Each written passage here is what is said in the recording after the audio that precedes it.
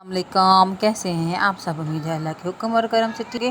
اللہ تعالی ہم سب کو ایمان کی بہترین سے بہترین حالتوں میں رکھے اور ہم تک آنے والے ہر شر کو اچھائی میں بدل دے۔ اور ہماری آج کی بات ہے، بعض اوقات سب بند دروازے ایک دعا سے کھل جاتے ہیں، اسباب بن جاتے ہیں، دعائیں پوری ہو جاتی ہیں۔ وسیلے بنانا رب کا کام ہے، ہمارا کام دعا کرنا ہے۔ اصل چیز دعا ہے، اسباب نہیں۔ دعا پہ توکل رکھیں۔ جب کوئی اسباب نہیں ہوتے تب رب کی مدد ہوتی ہے، اور ایسی جگہوں پہ آپ کا دیا ہوا صدقہ کام آ جاتا ہے، صلہ رحمی کام آ جاتی ہے، کسی کی مدد کی ہو وہ کام آ جاتی ہے۔